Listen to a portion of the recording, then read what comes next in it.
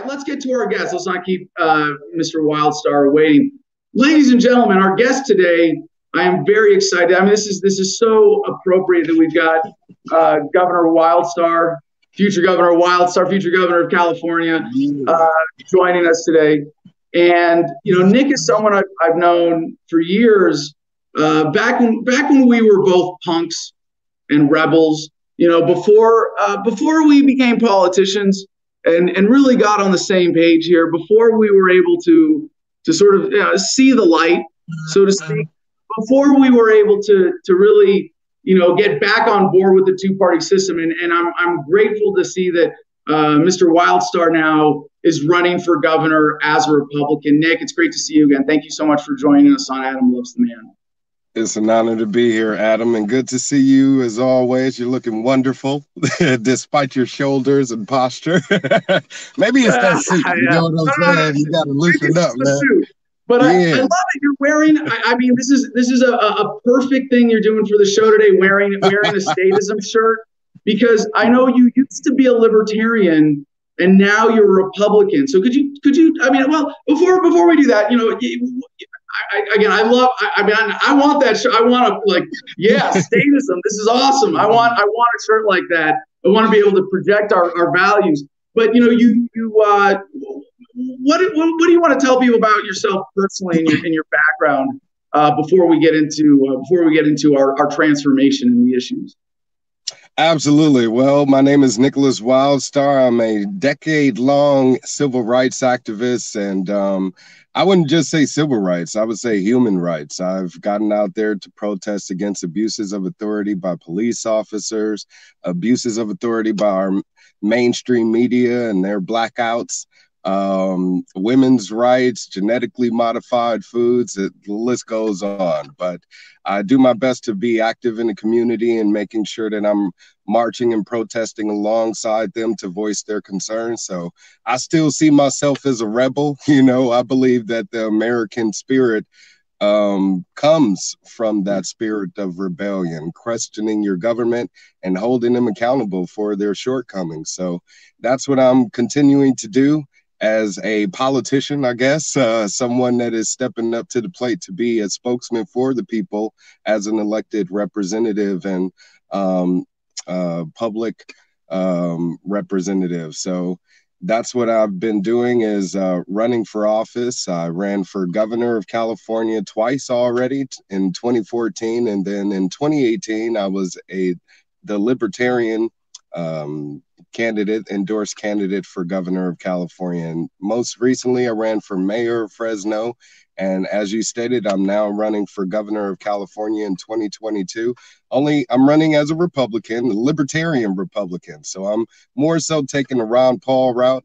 I want to give myself an opportunity to use the larger platform, the vehicle of the Republican system, or two-party system, to introduce libertarian ideas and solutions to the world, because I really feel as if, given the opportunity, it could definitely shift our political system into a better direction, and one that benefits we the people, as it should be, as our nation's founders expected it to be. Like you said, the Constitution is a living document, and it's unfortunate that we have a lot of elected officials that want to kill it in every single way that they can. They want to kill off our Second Amendment rights. They want to kill off our First Amendment rights. They want to kill off our Ninth Amendment rights, which basically says that the Constitution does not list your rights as a human being. You have all sorts of natural rights, like I have the right to breathe freely without having to be forced to wear a mask. And if there's a threat out there that's proving to be imminent, it should be my choice to go out there and live life facing death, a certain death, if I feel brave enough to do so. And I feel like our elected officials are definitely not stepping up to the plate to be those brave souls that we all should be. If we are the home of the brave, we should have elected officials and leaders standing up bravely for we the people. So that's what I'm attempting to do as, again, a representative of we the people. Well, Nick, I really appreciate how you said that at the beginning of your response there about kind of considering yourself a rebel still. And I suppose in California, where being a Republican and being a law and order candidate, being kind of strong on authority when California really, despite its size of government and domination by Democrats, it really is kind of a bunch of punks.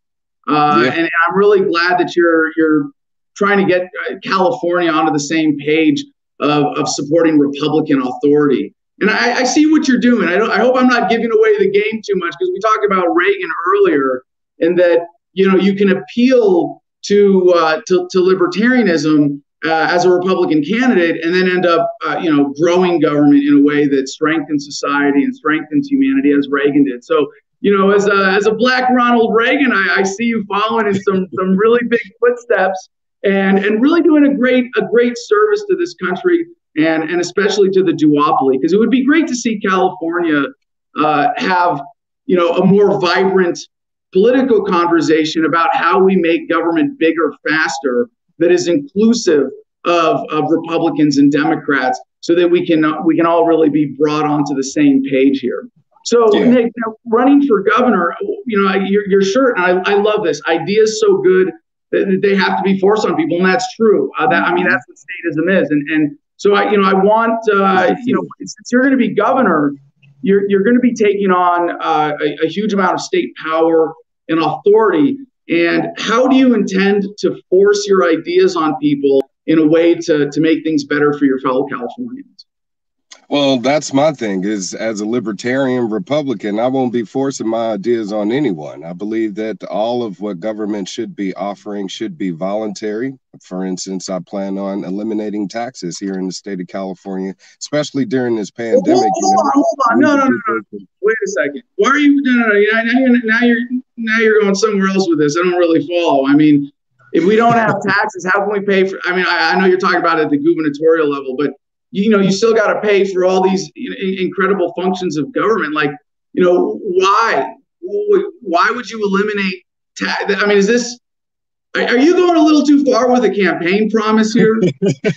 Not at all. I'm telling people, if you really want to get things back on track in California, go wild with Wildstar for governor, because they've been collecting our taxes this entire time during this pandemic. Property taxes in the state of California, as well as gas taxes, is supposed to go towards infrastructure improvements. We've seen our roads worsen. And you're going to be able to fix that as governor, right? You're going to make sure that the taxes that Californians pay, that they go to, critical things that only government can do. Like, one of the things I love about, like, I'm from California originally. I was born in San Francisco, and grew up in the Bay Area and went to college around LA. And one of the things that I love about California is the roads and the highways. And I've traveled and booked tours all over the country. California really has some of the best roads, and it's because it has the best government. So I'm like you said, the tax money should go to infrastructure. I'm with you there. I think it really is a great testament to the power of the government. It should, but it's not. We've heard about multiple cases of mismanagement and misappropriation of our tax dollars. Even with this gas tax increase, Gavin Newsom has been discovered to have been using those taxes for other pet projects that has nothing to do with improving our roads. And as I said, during this pandemic, they've been continuing to collect property taxes from we the people, and that's supposed to go towards our educational system, our public schools, even though kids in California are not allowed to go to school right now. So we're paying for public services that we're not even able to utilize. And that's definitely a travesty. So my goal is to minimize the scale of government, the size of government, and maximize the freedoms and liberties of the people here. And I believe that we can have better roads if we were to lease our already there roads to companies that would like to improve them. For instance, the highways and streets in Anaheim, which is pretty much owned by Disney, the city, let Disney pay for improving those roads and maintaining those roads. If they want to lease it out and throw up a Disney logo on the ground, you even have the company Domino's. They have a pilot program where they will pave roads. They've already done this to the tunes of hundreds of miles of roads all over the country, as well as fix potholes, all just to throw down the Domino's sign. And I've pitched this idea during my multiple campaigns, and as receptive as people are to them, it's unfortunate that I haven't been given the opportunity as an elected official to actually implement them, because in Fullerton, the city that I used to live in, I ran for city council and I proposed this as an idea, and I ended up having it be mocked by one of the other candidates that was running against me, and proposed this idea as well. But the roads in Fullerton are awful. They're facing a budget crisis right now. I don't know how, because again, they're one of the cities in Orange County that generate a lot of revenue, and they definitely should have all the funds that they need. But you find out about these elected officials having 6-figure, 8-figure salaries. We also have the unfunded liabilities, the pensions that we're paying for, and it's continuing to just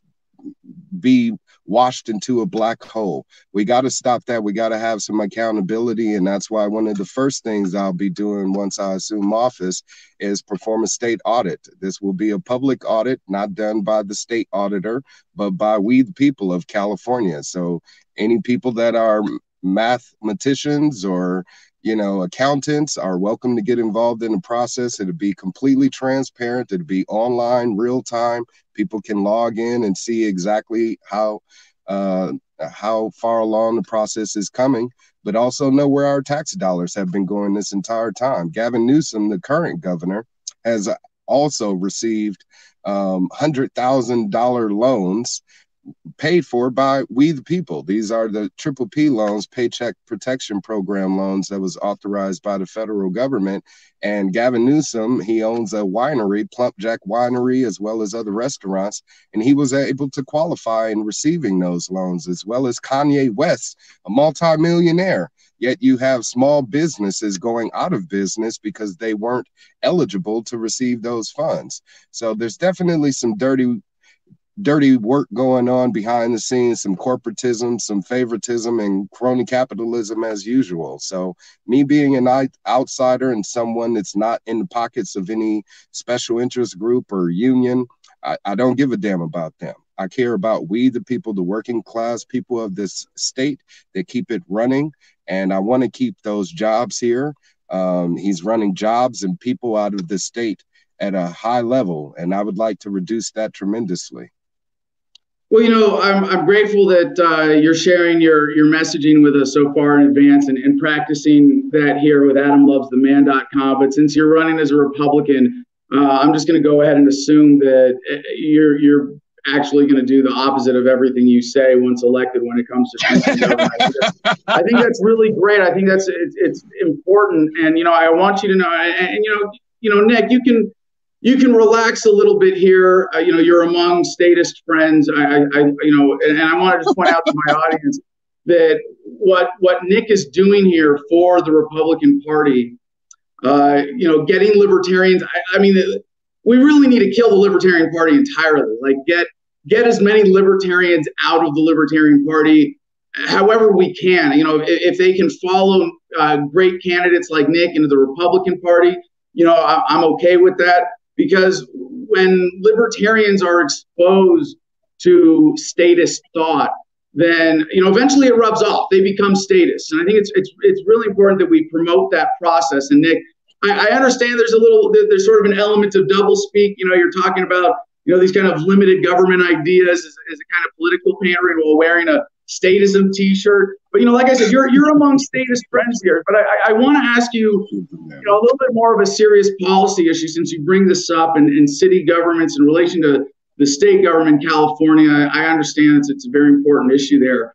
But why would you let private companies like you mentioned Disney? Why would you let them have such freedom and control of these areas? When government could take that and could manage those areas better. Well, they can't. That's the problem, is they have been in control of the roads. They have been in control of our educational healthcare system, and look at how much more awful it's become. So it's not a matter of giving the power and authority to these private companies. It's simply just maintaining the product itself, which is owned by we the people. We own the land, we own the property, we own the roads. So if we lease that out, we'll actually be able to make money and generate revenue for the state, and instead of it coming out of taxpayers' pockets. And it's sad that you have a lot of supporters of government growing in size and scale and taking more control over these entities when really they haven't proven to be effective at all.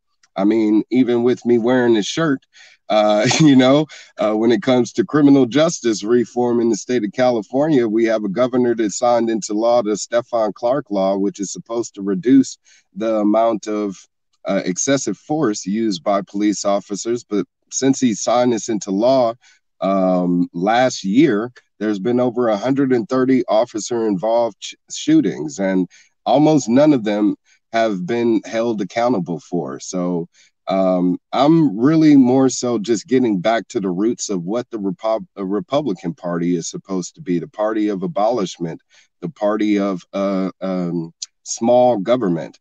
And it's sad that the Republican Party has grown in its size and scope, and not only the Republican Party, but government in general, and especially under this democratically owned and dominated administration. Here in the state of California, we definitely got to do something. Like you said, they're pretty much punks. We have a governor right now who's releasing violent criminals back onto the streets. And in Fresno, where I live at, we've had rapists and murderers released only to commit crimes and go right back to jail. So we're wasting taxpayers' dollars on this process. But he also banned private prisons in the state of California. So I would not have that at all. I would like to have, if these private companies want to house prisoners and have them do work while in their custody, that's so be it. Right. If it's not out of taxpayers' pockets, that's great. But I'm definitely going to be tough on law. You're not going to want to commit any crimes in California, because our prisons, state-owned prisons, will be worse than the gulag. Yeah, no, I love what you say there. That's so important. If you notice in our logo, we actually have the thin blue line here because I really support these reforms of the police. We need to make sure that the American people have more faith in authority, and especially their representatives in the police force. So, I mean, the state of policing in America today really is shameful that so many people try to, resist the police or break the law. And, I think if you're able to carry out these reforms, people in California will have a lot more faith and authority. And I think that's really important. But there's something else that you said that I think is worth underscoring. You say that land belongs to we the people. I couldn't agree with you more. I think that is so important that we recognize that kind of communal ownership that is the premise of government and authority, and that the way you said that, I thought that was really beautiful. That that land belongs to we the people. Of course, that means to be managed through our representatives in the authority of government.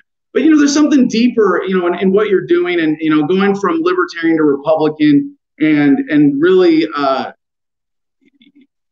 opening up the conversation in California. The introduction of critical thinking, is so important, because I think really eventually,